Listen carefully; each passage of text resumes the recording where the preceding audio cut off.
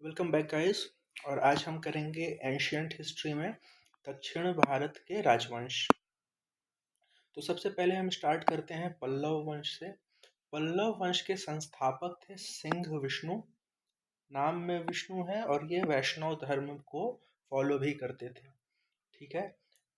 पल्लव वंश की राजधानी कांची तमिलनाडु में थी। उसके बाद आते हैं महेंद्र वर्मन। इन्होंने मत विलास प्रहसन की रचना की थी। यह जैन धर्म से शैव धर्म को इन्होंने अपना लिया था। फिर आते हैं नरसिंह वर्मन प्रथम। इन्होंने एकाश्म मंदिर, जिसको रथ भी कहते हैं, की स्थापना की थी। इन्होंने ऐसे 7 रथ यानी कि एकाश्म मंदिर बनवाए थे, और जिसमें सबसे छोटा रथ जो था उसे हम द्रौपदी रथ कहते थे। नरसिंह वर्मन प्रथम ने उपाधि ली वातापी कोंड व महामल्ल की। इनके समय में चीनी यात्री ह्युएनत्सांग भारत आया था, इनके ही दरबार में। परमेश्वर वर्मन प्रथम, ये प्रथम शैव मतानुयायी थे। इन्होंने उपाधि ली लोकादित्य, रणंजय, गुणभाजन, एकमल इत्यादि। ये विद्या प्रेमी थे और इनको उपाधि मिली थी विद्या विनीत। किसको? परमेश्वर वर्मन प्रथम को। फिर हमारे आते हैं पल्लव वंश में अगले राजा जो हुए वो थे नरसिंह वर्मन द्वितीय। नरसिंह वर्मन द्वितीय के ही समय अरबों का आक्रमण हुआ था। इन्होंने उपाधि ली थी राजा सिंह, आगम प्रिय, शंकर भवत। ठीक है। इन्होंने कुछ बहुत महत्वपूर्ण मंदिरों का निर्माण कराया था नरसिंह वर्मन द्वितीय ने, जैसे कि शोर मंदिर महाबलीपुरम में है, वो नरसिंह वर्मन द्वितीय ने बनाया था। कैलाश मंदिर कांची का निर्माण भी नरसिंह वर्मन द्वितीय ने करवाया था। कैलाश मंदिर कांची वाला जो है उसे राज सिद्धेश्वर मंदिर भी कहा जाता है। ठीक है। एक कैलाश मंदिर कृष्णा प्रथम ने, शायद राष्ट्रकूटों ने भी करवाया है। ठीक है। और वो एलोरा में। तो ये थोड़ा सा कॉन्ट्रास्टिंग है। कैलाश मंदिर में ये हमें देखना पड़ेगा कि किसने बनवाया है, नरसिंह वर्मन ने या कृष्ण ने। और ये भी देखना होगा कि स्टेट क्या है, महाराष्ट्र है या फिर कांची तमिलनाडु। नरसिंह वर्मन द्वितीय ने एक और काम किया था। उन्होंने 10 कुमार चरित्र के लेखक जो थे वो इनके दरबार में रहते थे। ठीक है। फिर आते हैं नंदी वर्मन द्वितीय। इन्होंने मुक्तेश्वर मंदिर तथा बैकुंठ पेरुमाल मंदिर का निर्माण किया था। किसने? नंदी वर्मन द्वितीय ने। यहाँ पे हो गया पल्लव वंश समाप्त। फिर हम देखेंगे चोल वंश को। चोल वंश में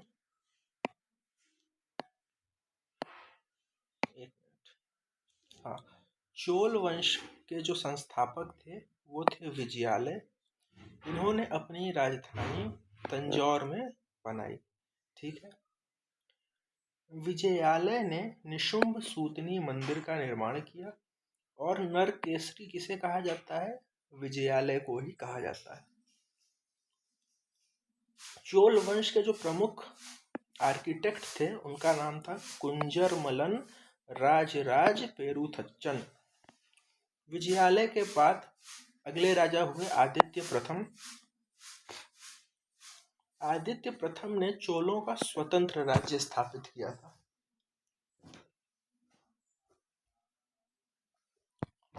इन्होंने पल्लवों पर विजय प्राप्त की थी और उपाधि धारण की थी कोदंड राम।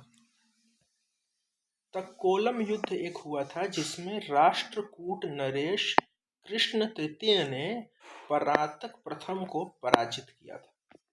यह किस युद्ध में हुआ था? तक्कोलम युद्ध में। आदित्य प्रथम के बाद आए राज प्रथम। इन्होंने श्रीलंका पर आक्रमण किया।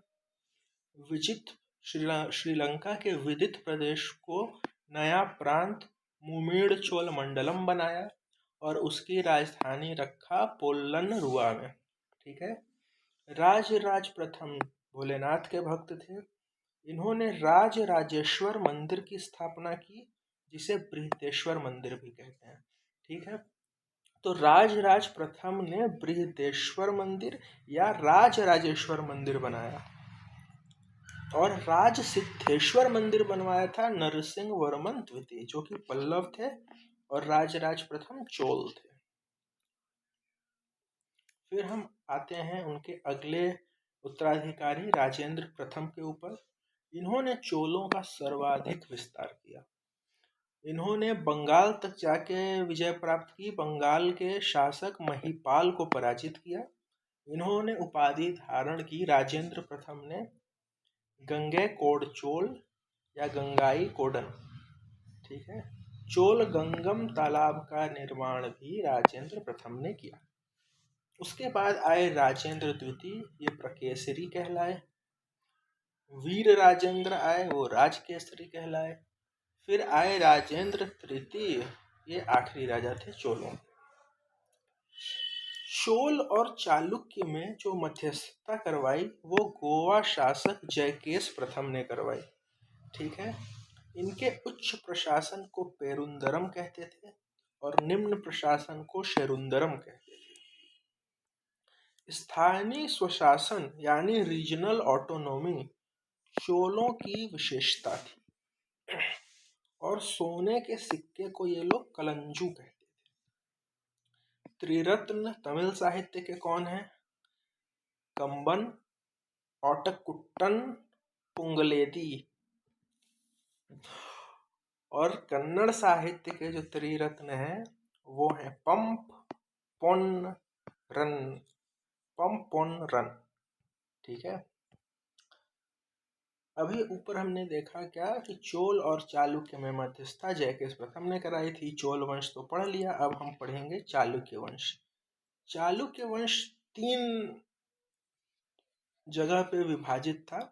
एक चालुक्य वंश कल्याणी, एक चालुक्य वंश वातापी, और एक चालुक्य वंश था बेंगी, जो कि आंध्र प्रदेश में सक्रिय था।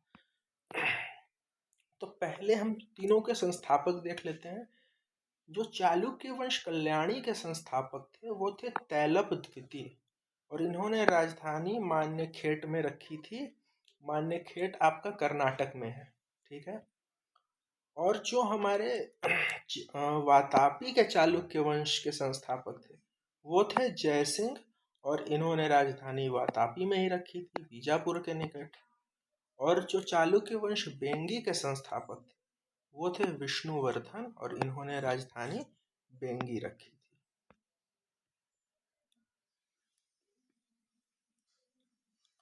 देखो तो फिर उसके बाद आए चालुक्य वंश कल्याणी में सोमेश्वर प्रथम। सोमेश्वर प्रथम ने राजधानी को मान्यखेट से कल्याणी को शिफ्ट कर दिया।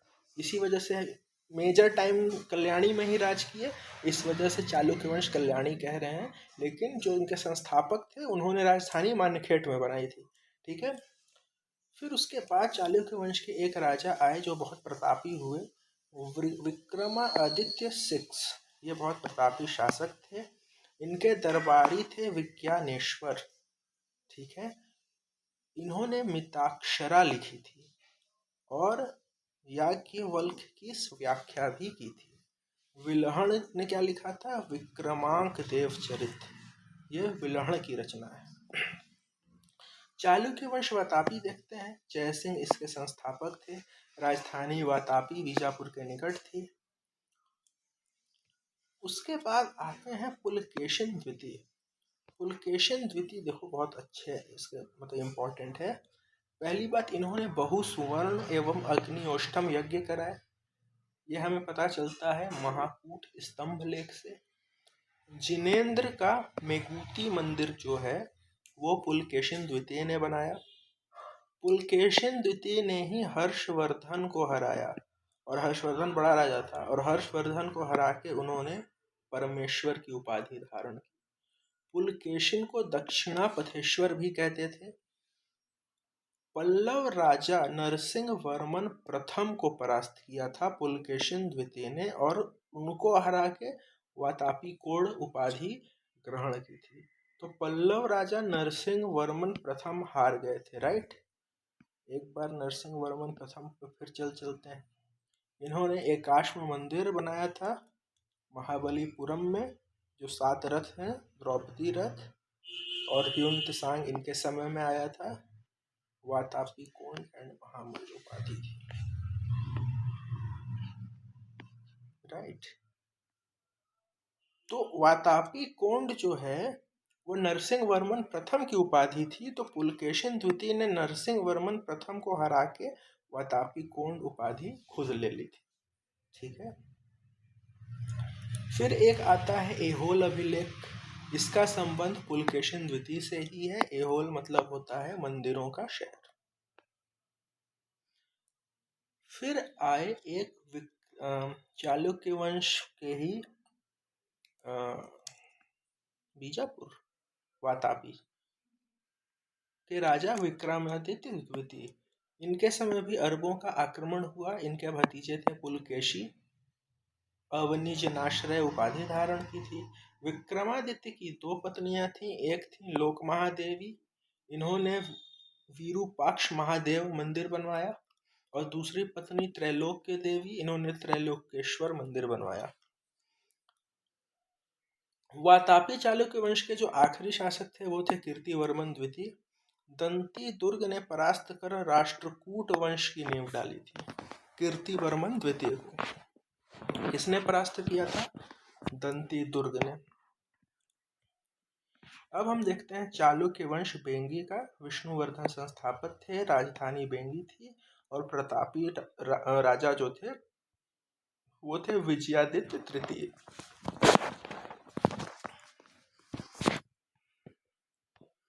अब हम आते हैं राष्ट्रकूटों पे। तो जैसे बताया दंती दुर्ग ने ही हराया था किसको? कीर्तिवर्मन द्वितीय को।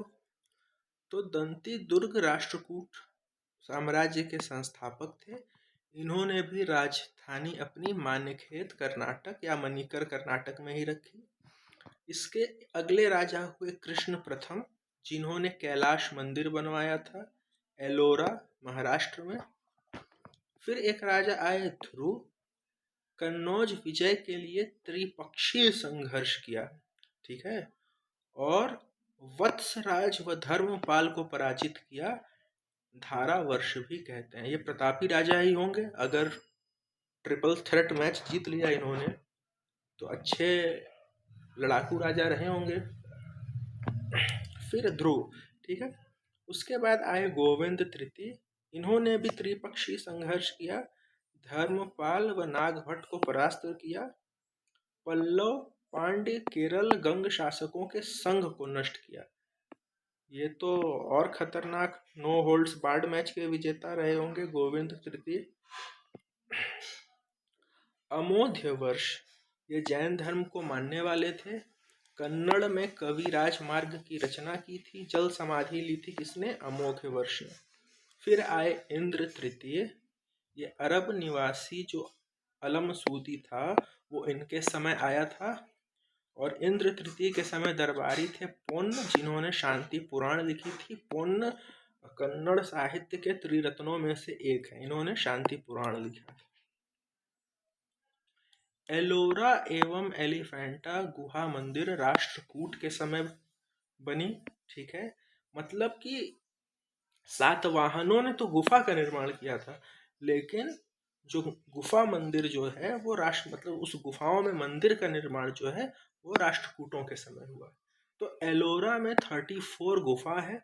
1 से 12 बौद्ध धर्म के लिए है, 13 से 29 में हिंदू धर्म के बारे में गुफाएं हैं, और 30 से 34 में जैन धर्म। गुफा नंबर 10 का संबंध है विश्वकर्मा गुफा से, और गुफा नंबर 15 में विष्णु का नरसिंह रूप देखने को मिलता है।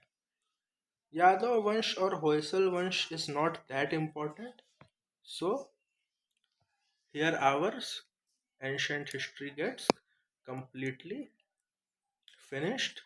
और हाँ, वो सिंधु घाटी सभ्यता वगैरह that portion I have not included because वो मैं लूसेंट से ही पढ़ लूँगा। तो have a nice day guys. Thank you so much for not watching it because I will be embarrassed if any one of you do. Thank you.